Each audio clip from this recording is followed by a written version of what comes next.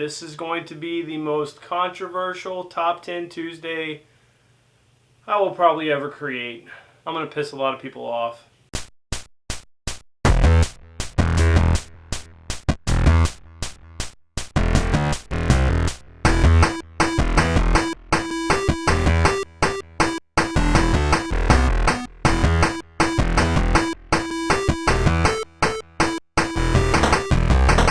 Today on Signal Ridge, I will be discussing my top 10 video game consoles of all time. So first things first, this list is based purely on personal experience. I've owned every single one of these consoles with the exception of one, but I did have a lot of hands-on time with all of them. I'm not really using any metric like, best-selling consoles or anything like that. I'm just basing this list off of the memories that I have of these video game consoles throughout the years. Number 10 is the Atari 2600. This is the only console on this list that I personally did not own. I believe it was my cousins or my aunts, but it was basically the first video game console I ever had my hands on. Next on the list is the Nintendo GameCube. Two games come to mind. One is Rogue Squadron 2, whatever you want to call it.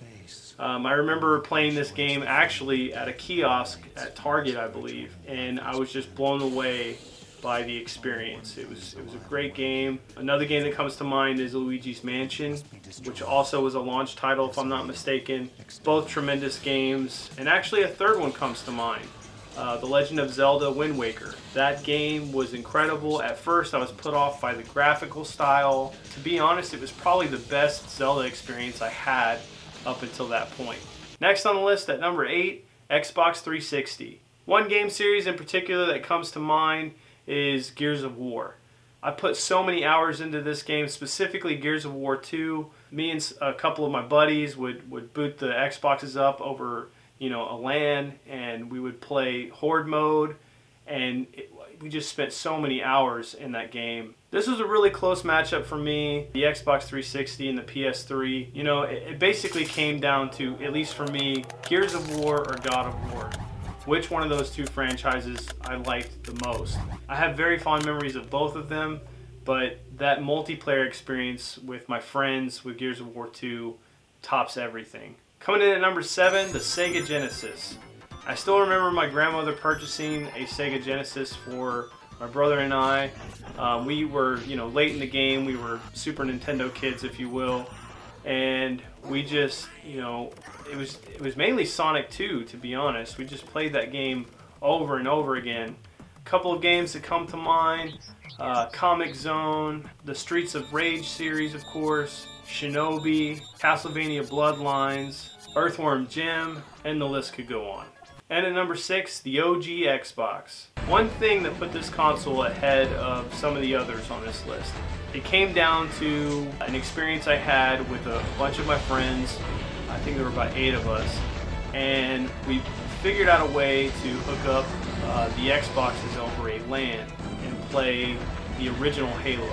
And really, I hadn't experienced anything quite like that since GoldenEye on the N64. And at number 5, the Sega Dreamcast. My brother and I got this as a Christmas gift from my father. My brother probably played it a lot more than I did. There was a Gundam game he played quite a bit. The Sonic Adventures game.